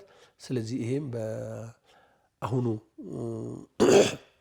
ቶኪዮ ላይ ብቻ ሳይሆን ይሄ አለመተጋገዝ፣ ይሄ ህብረት አለመኖር የቆየ ችግር ነው። ይሄ በተለይ በቅርብ ዓመታት ውስጥ የመጡ ነገሮች ናቸው እና ይሄ እንግዲህ ዩልሲ በጋራ ለወደፊት ብሔራዊ ቡድንም ተመስርቶ ሁሉም ነገር መስመር ሲይዝ የምናየው ይሆናል፣ ለውጥ ይኖራል የሚል ግምት አለኝ። ልጆቹን አንድ ማድረግ ከኛ በጣም ይጠበቃል። ከአሰልጣኞቹ በተለይ አሰልጣኞች ስልጠና መስጠት ብቻ ሳይሆን አትሌቶቻችንንም አንድ ማድረግ ከምንም ነገር ነፃ ሆነን ቅድም ካልኳቸው ነገሮች ነፃ ሆነን ከሰራን እኛው ረጅም ዓመት እንጓዛለን በሙያው እና ስለ ውጤታማ ሆነን ረጅም ዓመት መጓዝ እንችላለን እና ከኛም ብዙ አትሌቶቹን ከመቅረጽ አትሌቶቹን ከማብቃት በተጨማሪ በአካልም በአእምሮም እንግዲህ የማብቃት ትልቅ ኃላፊነት አለብን። እኛ ጋርም ክፍተቶች አሉ፣ ሁሉም ጋር ክፍተት አለ። ስለዚህ ይሄ ሁኔታዎች ነው የሚያመጣ እንደዚህ አይነት ነገሮችን እና ስለዚህ ይሄ ለወደፊት በጣም ሊስተካከል የሚገባ አሰራር ነው ብዬ ነው የምተው። ብዙዎች አሁን ላይ ከዚህ ቀደም የነበረው የብሔራዊ ቡድን አሰልጣኝ ጉዳይ ደጋግመው ያነሳሉ፣ መመለስ አለበት የሚሉ አሉ። አሁን ዘመኑ ያንን አይፈቅድም የሚሉ ሀሳቦች አሉ። እዚህ ላይ የእሱ ሀሳብ ምንድን ነው? እሱ ጋር እውነት ነው። ሁለት ነገሮች አሉ። ሁለት ነገር ቡድን ግን አይሆንም። እንደ ድሮ በጣም ቀላል ነው። ለተቀማጭ ሰማይ ቅርብ ነች የሚባል ነገር አለ። እኔ ድሮንም አውቃለሁ፣ አሁንንም አውቃለሁ። አሁን አዲስ አበባ እነዚህን አይደል እኮ አልሰፋችም። እኛ እኮ ትሬኒንግ ከዚህ ልጆቹን ከስዶም ለቀን በመገናኛ ቦሌ አድርገን ዞሬ አስፋልት ዞሬ ተመለስ እንላለን። አሁን እንደዛ አይነት አሰራር አለ የለም። ድሮ እኛ ጧት እኮ ሂልተን እዚህ ጋር ዳገት እናሰራ ነበር። አሁን ክረድ ሆኗል። አሁን እዚህ መስቀል አደባባይ ላይ እናሰራ ነበር። የት አሁን የምታሰራ ጃል ሜዳ ላይ ነው። ጃል ሜዳም አሁን ምቹ አይደለም። አዲስ አበባ ቢያንስ ከዚህ 40-60 ኪሎ ሜትር ከዚህ ወጥተህ ማስራት አለብህ። ወጥተህ የዛ ጊዜ በጣም ቅርብ ነው። እዚሁ ሱሉልታ 4000 ጫማ እዚሁ ሰርተህ ወዳውኑ ጠዋት አትሌቶቻችን 1 ሰዓት ላይ 12 ተኩል ይሰበሰባሉ። 1 ሰዓት ይዘን እንወጣለን። ጃልሜዳም፣ ሱሉልታም፣ ሰንዳፋም፣ ቃሊቲም፣ ደብረዘይትም አሰርተን 3-4 ሰዓት ላይ መንገድ ክራውድድ አይደለም። ወዳውኑ 4-5 ሰዓት ላይ እንመለሳለን። ልጆቻችን ይገባሉ። በጊዜ ቁርሳቸው ምሳቸውን በልቶ እረፍት አድርጎ ከሰዓት በኋላ ላለው ትሬኒንግ ራሳቸውን ያዘጋጃሉ። አሁን እኮ 11 ሰዓት ከእንቅልፍ የተነስተህ 60 ኪሎ ሜትር ሄደህ ሰርተህ ስትመለስ ጠዋት ሌሊት ነው ትራፊክ የለም ልትወጣ ትችላለህ። ስትመለስ መንገዱ ተዘጋግቶ ትጠብቃለህ። 6-7 ሰዓት ነው ቤት የምትደርሰው። የቁርስ ሰዓት ያልፋል፣ የእረፍት ሰዓት ያልፋል። ከሰዓት በኋላ ላለው ትሬኒንግም በጣም ከባድ ነው። አሁን ብሔራዊ ቡድን አሁን ሌላ በጣም አስቸጋሪ ይሆናል ብዬ እኔ የሚገምተው ድሮ አትሌቶቹን በብዛት የሚይዘው 3-4 ክለቦች ናቸው። ምስጋና ይገባቸዋል። መከላከያ፣ ማረሚያ፣ ኦምድላ፣ ባንክ። ክልሎች ክለብ የላቸው። ጠቅላላ የዛ ጊዜ መከላከያ ወደ 200 ምናምን ይዛል። ማረሚያ እንደዛ ይዛል። ኦምድላ ይዛል። ዛሬ አገርን ዓለምን ያንቀጠቀጡ ጀግኖች ከነዚህ ከ4ቱ ክለቦች የወጡ ናቸው። ወርቆቹ በሙሉ እዚህ ውስጥ ነው ያለው። የዛ ጊዜ እነሱ ምንድን ነው የሚያደርጉት? ክልሎች አትሌቶቻችን ለክሮስ ካንትሪ ይዞ ይመጣሉ። ከዛ ላይ እንመለምላለን። ኢትዮጵያ ሻምፒዮና ይዞ ይመጣሉ። ከዛ እንመለምላለን። ተሻምተን አበበ ቢቂላ በየዓመቱ እዚህ ይደረጋል። ከዛ ተሻምተን 4ቱ ክለቦች እንመርጣለን። ከዛ በኋላ በክለብ አሰልጣኞች ነው የሚሰለጥኑት። የዛ ጊዜ የበቁ ልጆች ደግሞ ምን ይሆናሉ? ቀጥታ ለብሔራዊ ቡድን ይሄዳሉ። ለብሔራዊ ቡድን እንዴት ነው የሚሄዱት? በኢትዮጵያ ሻምፒዮና ወይም በአበበ ቢቂላ ወይም በክሮስ ካንትሪ ባስመዘገቡት ውጤት መሰረት የኢትዮጵያ አትሌቲክስ ፌዴሬሽን ለመከላከያ ስፖርት ክለብ እነዚህ አትሌቶች ከእናንተ ክለብ ለብሔራዊ ቡድን የተመረጡ ስለሆነ ከዚህ ቀን ጀምሮ እንድትልኩልን በአክብሮት እንጠይቃለን። ፍቃድ በመስጠት እንድትተባበሩ። አሰልጣኝም እንደዛ እንወዳደራለን። አሸለፈ ለፌዴራል ማረሚያ ቤቶች ስፖርት ክለብ የክፍላችሁ ባልደረባ የሆነው አከሌ ለብሔራዊ ቡድን ወይም ለዚህ ውድድር የተመረጠ ስለሆነ ለዚህ ያህል ጊዜ ለአመት ሊሆን ይችላል፣ ለ6 ወር ሊሆን ይችላል፣ ለ1 ወር ሊሆን ይችላል፣ ለ1 ሳምንት ሊሆን ይችላል። ፍቃድ በመስጠት እንድትተባበሩ ህግና ስርዓት አለ። በዛ ተጠይቆ ነው። ዝም ብለህ አንተ ብሔራዊ ስለጠራህ የክለብ ፍቃድ ሳታገኝ መሄድ አይችልም። እንኳን ለአገር ጥሪ ዛሬ አንድ ማናጀር እኮ ስጠራ ያለ ምንም የክለብ እውቅና የትም ሄዶ ይሰራል። አንድ ማናጀር ጋር አንድ አሰልጣኝ ጋር ህግና ስርዓት የለም። ክለብም እንደዚህ ያስተዳድራል። ስለዚህ ከዛ ይመጣና ይሄ ነው ደረጃውን ይዞ ብዙ አመት እንትን ያለው። አሁን ግን ክልሎች ላይ ክለቦች አሉ፣ ክልል ላይ ፕሮጀክት አለ፣ የአዲስ አበባ የኑሮ ሁኔታ አለ፣ የቤት ኪራይ አለ፣ የትራንስፖርት አለ፣ የምግብ አለ። አሁን ለምሳሌ እንበልና ከትግራይ ወይም ከጋምቤላ በጣም ከሩቅ ሀገር አንድ አትሌት ያው በስታንዳርድ ነው የምትመርጠው፣ በሜትር እና በሰዓት ነው የምትመርጠው።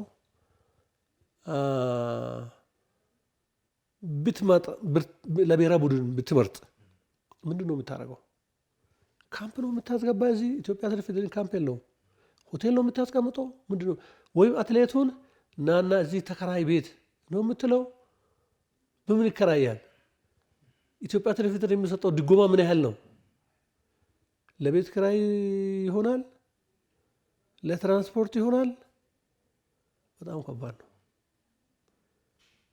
ምናልባት እዛ የሚደጎሙበት አይነት ነገር ካለ እዛው ባሉበት ቦታ አትሌቱ ይመረጥና እዛ የቅርብ አሰልጣኝም እዛው ላይ ተመልምሎ እዛው አንድ ሱፐርቪዥን ተቋቁሞ በየ15 ወይ በየወሩ እነዛ ባሉበት ቦታ ቼክ እያደረገ ስልጠናቸውን የሚከታተል ቡድን ተቋቁሞ ካልሆነ በስተቀር ለኔ አሁንም ይሄ ብሔራዊ ቡድን ለኔ የሚከብድ ነው። አስፈላጊነቱ በጣም ጠቃሚ ነው፣ ግን እንዴት ነው የምናደርገው የሚለው ነገር ለኔ በጣም ያሳስበኛል። ግድለም የበቁትን አትሌቶች ትተዋለ፣ ወጣት ከታች ታሰፋለ። ምናልባት ወጣቶች ላይ 10,000 ለምሳሌ እንበል አሁን 5,000 እና 10,000 ቢ ካታጎሪ 40 ልጅ ወይም 30 ልጅ ብታገር ኤ ካታጎሪ 12 ታረጋለህ። 3 ታረግና እነሱን እዚህ ትቀጥላለህ። ከታች ግን እነዚህን የሚተኩ በስፋት ደብል 12 24 እንደዚህ አድርጌ ከስር እየተካ ያመጣ ስልጠና ለብቻ ለወጣቶቹ ለብቻ ለአዋቂ አሰልጣኞቹ ለብቻ አድርጌ እቅዱን ለብቻ ወጥ እንደዚህ በሚሰራበት ጊዜ አሁን የተመኘነው የምናፈልገው ልንመጣ እንችላለን። ግን ብሔራዊ ቡድን ሲባል እንግዲህ አንድ ኢቨንት ብቻ አይደለም፣ ከመቶ እስከ ማራቶን ውርወራና ዝላይም ጭምር ነው። የመብት ጉዳይ አለ እና ስለዚህ ይሄንን ቢያንስ ከ200 አትሌት በላይ ሊመረጥ ይችላል የሚል ነገር አለ። አሰልጣኝ ከ30 በላይ አሰልጣኝ ሊመረጥ ይችላል። ለዚህ ሁሉ ኢትዮጵያ አትሌቲክስ ፌዴሬሽን ሎጂስቲክ የማዘጋጀቱ ነገር ላይ እንደዚህም እንደዚህ ሳይ ድሮኛ በ12 በ16 24 5,000 እና 10,000 ይዘን ነበር የምንቀሳቀሰው። 1,500 ደግሞ ወደዚህ ወደ 16 ልጅ አካባቢ ሆኖ ነው ብሔራዊ ቡድን የሚሰራ። ዛሬ ከታች እናስፋ ካልነው ካለው ነባራዊ ሁኔታ ጋር ስታይ እኔ እንደው ዝም ብዬ ሲያይ በጣም ይከብዳል። ግን ይሄንን ቁጭ ብሎ ግን መነጋገር ይጠይቃል፣ ሰፊ ባጀት ይጠይቃል፣ አቅም ይጠይቃል። ቀላል ነገር አይደለምና ይሄንን እንግዲህ መንግስትም ራሱ እጁን ሊያስገባበት ይገባል። በዚህ ዳይሬክሽን ላይ ከባድ ነገር ነው። እኔ ኢትዮጵያ አትሌቲክስ ፌዴሬሽን ላይ ብቻ ጥለን ዝም ብለን የምናይ አይመስለኝም እና ከባድ ነገር ነው። ከወጪ ስፋት አኳያ፣ ከሚመረጠው አትሌት ስፋት አኳያ በእያንዳንዱ ኢቨንት ላይ ብሔራዊ ከሆነ ብሔራዊ ነው።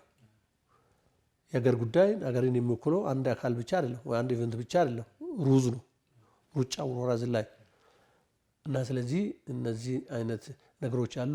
እስቲ እንደው ማራቶን እንኳን እንታው ብንል ለትራክ ተወዳዳሪዎች ራሱ በጣም ከባድ ነው። የብሔራዊ የውክልና ጉዳይ ከሆነ ደግሞ ማራቶንም ድሮ ብሔራዊ ቡድን አለ፣ አሁንም ይኖራል። እነ ንጉሴ ሮባ ከዛ በኋላም እነ ዶክተር ይልማ እነ መላኩ እነ ሻምበለ ዘላለም ሌሎቹም ብሔራዊ ቡድን እስከ ሪዮ ኦሎምፒክ ድረስ ይዞ እስከ ለንደን የመጡበት መስመሮች ስላሉ እነ መቅደሳ። ስለዚህ አሁንም እሱ ነገርን ለመመለስም ትንሽ ከባድ ቻሌንጅ ይገጥመናል የሚል ነገር አለኝና እንደ አጠቃላይ ግን የብሔራዊ ቡድን መቋቋም ጉዳይ ላይም ሰፊ ውይይት የሚጠይቅ ይመስለኛል። እና እንደ አጠቃላይ እነዚህ ነገሮች ለወደፊቱ በጣም በስፋት በጥልቀት ሊሰራ ይገባል የሚል ነገር አለ። በማለዳው ረዳት ኮሚሽነር አነሱ አትሌቶች ችግሮቻቸው ምን ማድረግ አለባቸው፣ የአሰልጣኞቹንም በዛው መንገድ አነሱት። በዋነኝነት ደግሞ የሚመለከታቸው አካላት አሉ። ቀደም ብሎ አስተዋል ፌዴሬሽኑ ዋነኝነት የዚህ ጉዳይ ዋነኛ ባለቤት ነው። በአትሌቶች ነው የሚመራው። ይህንን በሚያውቁ አትሌቶች ነው የሚመራው። በሚያሳዝን ሁኔታ እነሱ ያሳለፉትን አይነት ነገር እየተመለከቱ አይደለም የሚገኙትና እርሱም እንዳሉት መንግስትም እጁ ማስገባት ካለበት ድረስ ማስገባት ያለበት ሁኔታ ላይ ደርሰናልና እንደው የመጨረሻ ጥያቄ ላድርገውና ፌዴሬሽኑ አሁን ቤጂንግ የዓለም ሻምፒዮና 21ኛው ከ2 ዓመት በኋላ ነው። ሎስ አንጀለስም ቅርብ ጊዜ ነው የሚገኙ። ስራዎችን ካርሰራን አሁንም የባሰ ነገር መከተሉ አይቀርምና ፌዴሬሽኑ በቀጣይ ምን መስራት አለበት? መንግስትስ ምን ማድረግ አለበት? የቀደሙን የአትሌቲክስ ድላችንን ለመመለስ ጥሩ። አሁን አንደኛ ቅድም መነሻ ላይ አንስቻለሁ። አሁን መንግስት እንደ መንግስት በጣም ይሄን ነገር ያው መንግስት ጥሩ ፖሊሲ ያለው ስፖርት ፖሊሲ ያለው በእርግጥ ኢትዮጵያ አትሌቲክስ ፌዴሬሽን የራሱ የመተዳደሪያ ደንብና ህግ አለው። እንደዚሁ ደግሞ የአሰልጣኝና የአትሌቲክስ መመሪያዎችም አሉ። ተግባራዊ ማድረግ ነው። እነዛን ነገሮች ተግባራዊ ማድረግ ከቻል እንደ መንግስት ከመንግስት የሚጠበቀው ትልቁ ይሄ ማዘውተሪያ ስፍራ ነው። እሱ ኦልሬዲ መስመር እየያዘ ነው። በጣም ደስ የሚል ነው። ሁለተኛ ልክ እንደ ኬንያ አሁን አትሌቶቻቸው ሲያሸንፉ የሚሰጣቸው እውቅና አለ። እኔ ቁጭ ብዬ እያየሁ ነበርና እውነት መንግስት እንደ ኬንያ መንግስት ለአትሌቶች እና ለውጤታማ አሰልጣኝ እውቅና እየሰጠ ነው የሚል እምነት የለኝም። አሁን ለነሱ ምንድነው የተሰጣቸው? ሰምታል 5 ሚሊዮን ሺሊንግ እንደዛ ለሁለተኛ 3 ሚሊዮን 1 ሚሊዮን ዲፕሎማት ፓስፖርት፣ የመኖሪያ ቤት፣ መሬት እንደዛ ሌሎቹ ጥቅማ ጥቅም የአትሌቶቹን እና አሰልጣኝ ሞራል ሊያነሳሳ የሚችል ሽልማቶች እየሰጡ በግል ውድድሮች ላይ ሳይቀር ሪኮርድ ሲያሻሽሉ መንግስት ይህንን እያደረገ ነው። ስለ እውነት የምንነጋገር ከሆነ እኔ ለአሁኑ ጄኔሬሽን ነው በጣም ማስበው እንጂ እኔ አሁን ከአትላንታ ኦሎምፒክ ጀምሮ እስካሁን ድረስ ያው በዛ መስመር ነው የተለያዩ የመሬትም የመኪናም የወርቆችን ሌሎችን ሽልማቶች አግኝቻለሁ። ከኔ በኋላ ያሉት ግን አሰልጣኞች እያገኙ አይደለም። አሁን ያን የመሰለ ዓለም ሻምፒዮና ፖርትላንድ ላይ ያንን ውጤት አስመዝግበን ለአትሌቶች ሲሰጥ ለአሰልጣኞች የተሰጠው እውቅና የመሬት ምን አለበት 200 ካሬ ቢሰጣቸው፣ ኮንዶሚኒየም ቢሰጣቸው ምንድነው ለሀገር ባለውለታ ናቸው እነዚህ አሰልጣኞች። አልፎ ተርፎ የፓሪስ ኦሎምፒክ ውጤታማ የሆኑ አሰልጣኞች አትሌቶች አሉ። ስለዚህ መንግስትን በዚህ በተለይ አለ ግን ምንድነው ይቆራረጣል፣ ወጥነት የለውም፣ ያሳማል። ወጥነት ባለመኖሩ ነው ባለፈ አሁን ገመዶ እንደዛ አይነት ስሜታዊ ሆኖ እንደዛ አይነት ክፍተት የተፈጠረውንና ስለዚህ ወጥነት ያለው በእኛ ጊዜ ዓለም ሻምፒዮና ኦሎምፒክ ላይ ልጆቻችን ሲያሸንፉ መኪና ከተሸለሙ አሁንም ጄኔሬሽን እሱን ነው የሚጠብቀው። እኛ ሲድኒ ኦሎምፒክ 500 ካሬ ስናገኝ ያ እንኳን ባይሆን የአሁኑ ጄኔሬሽን ምን ይጠብቃል? ቢያንስ ኮንዶሚኒየም ወይም 200 ካሬ ወይም 140 ካሬ ይጠብቃልና ስለዚህ እዛ ጊዜ ክልሎች ለአትሌቶቹ የሚያደርጉት ድጋፍ ክልሎቻቸው ራሳቸው እንደገና እነዛን ነገሮች ሁልጊዜ ሽልማት የሚሰጥ ስጦታ የሚሰጥ አዲስ አበባ ከተማ አስተዳደር ብቻ መሆን የለበትም። ሌሎቹ ክልሎች በሙሉ አሁን ዛሬ 11 ነው 12 ክልሎች ሆነዋል። እያንዳንዳቸው መቼም ከዛ የወጡ ልጆች አሉ። ለነዛ ለመኖሪያ ቤት የሚሆን ለኢንቨስትሜንት የሚሆን እነዚህ ልጆች ጊዜ የላቸውም። በየመዘጋጃ ቤት ሄዶ ይህንን ነገር ጠይቆ ፕሮሴስ አድርጎ ቦታ ለመውሰድ እና ስለዚህ የደቡብ ክልል ጉራጌ ዞንን በጣም እናመሰግናለን። ባለፈ ለሰለሞን 15000 ካሬ የሰጡት ቀላል ነገር አለ እዛ ላይ ኢንቨስት ለማድረግ እሱም ያሰበበትና ሌሎች አትሌቶቻችን እንደዚህ አይነት ነገሮች በጣም ማድረግ ይችላል። ዛሬ ድሮ የነበሩ አመራሮች አብዛኛ በሊዝ ነው፣ ግማሹን በሽልማት ግማሹን በሊዝ ነው የሰጧቸው። መገናኛ ትላለ፣ ቦሌ ትላለ። ስለዚህ ያ ነገር መቀጠል አለበት ባይነኝና እነዚህ ነገሮችም ቢሆን አትሌት ያነቃቃል። ባለሙያኑንም ምኑንም ስለሚያነቃቃ ይህን እዚህ ጋር ከፍተኛ ትኩረት ማድረግ ይፈልጋል። ኢትዮጵያ አትሌት ፌዴሬሽንም በቆራጥነት ሁሉንም ነገር ህግና ስርዓትን ተከትሎ ሁሉንም አትሌቱንም አሰልጣኙንም በስሩ ያሉትን በቅንነት ይሄ ቡድንተኝነት ቀርቶ ቂመኝነት ቀርቶ እና ሁሉንም በአንድ በቃ ሰው ሆኖ ልሳሳት ይችላል። ከዛ ከስተቱ ጠርቶ አርሞ አሰልጣኞቹን አንድ ማድረግ ራሱ የኢትዮጵያ አትሌቲክስ ፌዴሬሽን ራሱ ቲም ስፕሪቱን የጠነከረ ሰንሰለት ያለው መሆን ክለቦችም አትሌቶቻቸውን በስርዓቱ ማምራት፣ ማስተዳደር፣ መቆጣጠር፣ ድጋፍ ማድረግ እና ስለዚህ እነዚህ በጣም ወሳኝ አካል ናቸው። ማናጀሮችም ጉዳት እንዳሉ ጥቅም አላቸው። በጣም ለዛ ለሀገራችን አትሌቲክስ እድገት ከፍተኛ ሚና የሚጫወቱ ማናጀሮች አሉ። አትሌቶቻችንን ውድድር አዘጋጅተው ፓስፖርት አውጥቶላቸው ሄዶ አሸንፎ ጥቅም እንዲያገኙ፣ ቢዝነስ እንዲያገኙ፣ ሀብታም እንደሆኑ፣ ሀገራቸውን፣ ራሳቸውን፣ ቤተሰቦቻቸውን እንዲረዱ በጣም የሚያደርጉ ማናጀሮች እንዳሉ ሁሉ በስልጠና ጣልቃ ገብነት፣ በአትሌቶች ጣልቃ ገብነት፣ በእነዚህ አይነቱ ነገሮች ጣልቃ ገብነት ቀርቶ ህግ አለው። ማናጀሩ ራሱ የራሱ መተዳደሪያ ደንብ ህግ አለ። ኢትዮጵያ አትሌቲክስ ፌዴሬሽን ውስጥ ተቀመጠ። የማናጀሮች ሚና ምንድን ነው? በሚናው በቃ መጠቀም ነው። የተደበላለቀ ሚና መኖር የለበትም። የአንድ ብሔራዊ ቡድን አሰልጣኝ ሚና ምንድን ነው? ተግባርና ኃላፊነት አለ። ሁላችንም በዛ በደንብና መመራት አለበት። ሁለተኛ በጣም የሚያሳዝነው ነገር ሌሎቹም ይሄ የአትሌቶች ባህል የምንላቸው ነገሮች በጣም በአሁኑ ሰዓት ነቀርሳ የሆነ አንዱ እሱ ነው። እኔ ለ35 ዓመት በብሔራዊ ቡድን በምሰራበት ጊዜ ቢያንስ ሁሉም አትሌቶቻችን ባል አላቸው። ሁሉም አሁን ቅድም ወርቃማ ብዬ ስማቸውን የምጠራ በሙሉ የዛ ጊዜ እነሱ ምንድን ነው መኪናም የላቸውም። ሰርቶ ተመልሶ ገበል መኪናም ከገዙ በኋላ በቀጥታ ጠዋት አምጥተው ልጆቹን ለኛ አስረክበው ከደረጃም አይወርዱም፣ ትራክ ውስጥ አይገቡም። ደረጃ ላይ ቁጭ ብለው እኛ የምናሰራውን አይቶ ልጆቹ ልክ ትሬኒንጋቸውን ጨርሶ ሲሄዱ ወዞ ነው ቤት የሚያደርሰው። የባልነት የቤተሰብነት ሚና የሚጫወተው የአሁኑ እኮ ይመጣና ከአንተ ጋር ቆሞ ሰዓት በእንትን ይዛል፣ በሞባይል ይዛል። አንዳንድ እኮ እኔ እኮ ብቃት ቢኖራቸው እውቀት ኤጁኬሽን ቢሆኑ ምንም ችግር የለም። ሌቭሎች ቅድም ነገር አለው ሌቭል አለ። ቀበሌ ሊያሰለጥን የማይችል ሁሉ ኦሎምፒክና ዓለም ሻምፒዮና አትሌቶቹን ይዞ ሲሄድ እናያለን። ይሄ ነው አንዱ።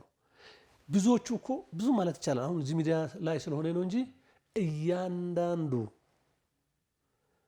በባል ሊሰለጠኑ አትሌቶች 3-2 ኦሎምፒክ አላየው፣ 3-4 ዓለም ዋንጫ አላየው። ራሳቸውን ይጠይቁ። ለምን? ፕሪንሲፕልን ፊሎሶፊም ይለያያል።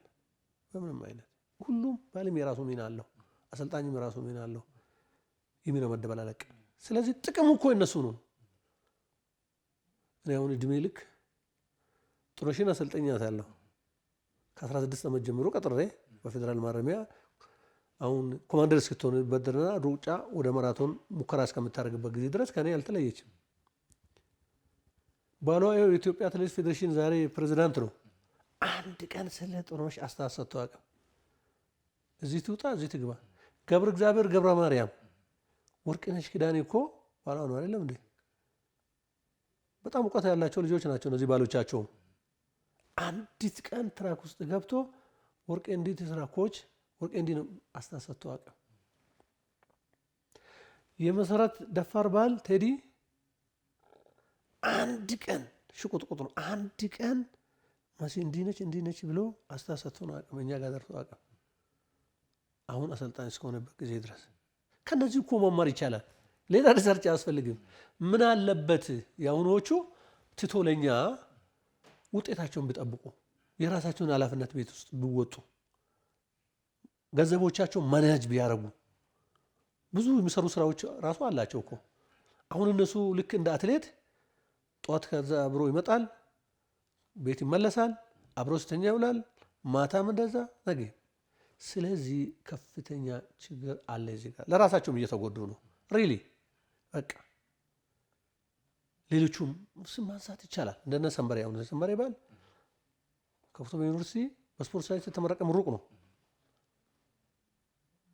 እሷ ጀምራ አሁን ወደ ማራቶን እስክትሄድበት ጊዜ ድረስ አንዲት ቀን ጣልቃ ገብቶ እንዲህ ነው ብሎ አያውቅም።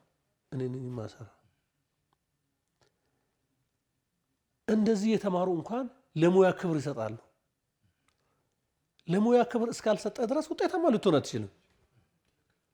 ስንቶቹ እንጆርድ ሆኖ ቁጭ ብላ ልጆቻችን ለአገራቸው ሊሆኑ የሚችሉ ተአምር ሊሰሩ የሚችሉ ተሰባብረው ቤት ቁጭ ብሏል። ቤት ይቁጠራው። ስለዚህ የባልነት ሚና ራሱ በጣም ከባድ ነው። መወጣት ከቻል እሱ ራሱ ከባድ ነው። ቤተሰብ ማስተዳደር ቀላል ነገር አይደለም። ትልቅ ኃላፊነት ነው እና ስለዚህ ያንን ኃላፊነታቸውን ቢወጡ የሚል ነገር አለኝ። ሁላችንም አሰልጣኞቹን ይህ የሚናችንን በቃ አሰልጣኝ አባት ነው፣ አሰልጣኝ እናት ነው፣ አሰልጣኝ ወንድም ነው፣ አሰልጣኝ ሐኪም ነው፣ አሰልጣኝ ማናጀር ነው፣ አሰልጣኝ መካሪ ነው፣ አሰልጣኝ አባት ነው። እኔ ለልጄ የሚመኘውን ለማሰለጠናቸው አትሌቶችም እሱኑ ነው መመኘት ያለብኝ። አሰልጣኝ ቂመኛ አይደለም፣ አሰልጣኝ ዘረኛ አይደለም እና ስለዚህ ከዚህ ሁሉ ነፃ ሆነን ለልጆቻችን የምናደርገው ቤት ውስጥ ያለው ልጆችን እንደሚወድና እንደማንከባከብ ሁሉ ልጆች ለቂም እንደማልይዝ ሁሉ ለልጆች እድገት እንደሚመኝ ሁሉ የልጆች ህመም የኔ ህመም ነው ብሎ እንደሚሰማ የአትሌቶችም እንደዛ ነው ማለት ያለብንና ስለዚህ በተቻለ ይመጣል እነዚህ ቅድም ያልኳቸው ክለቦቹ መንግስትም ፌዴሬሽንም እና ስለዚህ ታች አሰልጣኞቹ ሁላችንም የሚና አለ። በቃ እስቲ የምንችለውን እናድርግ። በበኩላችን 1% ብትሆን ያ የተደባለቀ ሁሉም አንዳንድ ጊዜ ያው እንዳልኩት አሰልጣኝ ወደ ማናጀርነት ይመኛል፣ አስተዳደር ይመኛል፣ እጀ ረዥሞች አሉ እና ስለዚህ እነዚህ ነገሮች እኔ ፌዴሬሽናችን አሁንም ቢሆን ያው ብዙ እዛ አካባቢ ጥሩ በአትሌት ያሳለፉ ሰዎች አሉ፣ ምሁራኖች እዛ ውስጥ አለው። አሁን መሰረትና ስለሺ አንድ ወቅት ላይ ስሮጡ የነበሩ የአትሌቶች ህመም ይሰማቸዋል፣ የአሰልጣኞች ህመም ጉዳት ይሰማቸዋል። ያውቃሉ ብዬ እገምታለሁ ካልዘነጉት በስተቀር እዛ ውስጥ እና አድማሱ እነ ዶክተር እዛ ውስጥ አለ እና እነዚህ ሁለቱ አሁን እዛ ጋር ምሁራኖች እዛ አትሌቲክስ ውስጥ አሉ እና የአትሌቲክስ ተወካይ እነ በላይነሽ እነ የማነ በጣም እዛ አካባቢ ላይ ብዙ ሚና መጫወት የሚችሉ በአትሌቶች ያሳለፉ ሰዎች አሉ። ሌሎቹም እዛ ውስጥ በአትሌት ህይወት ውስጥ በቀኝም ሆነ በግራ በተዘዋዋሪ ሆነ በአጋጣሚ አትሌቲክስ ውስጥ ያለፉ ሰዎች እዛ ውስጥ አለውና ደግሞ እነሱ ወደዚህ ሲመጡ እናገለግላለን ብለው የአራት ዓመት ስትራቴጂ እቅዳቸውን አቅርቦ ነው እንግዲህ ለኢትዮጵያ ህዝብ ይፋ አድርጎ ወደዚህ የተመረጡትና ስለዚህ በገቡት ቃል መሰረት ማስራት አለባቸው የሚል ነገር አለኝና ስለዚህ ሁላችንን ከተባበርን እንግዲህ አትሌቲክሳችን ወደ ነበረበት እንመለሳለን የሚል ሀሳብ አለኝ።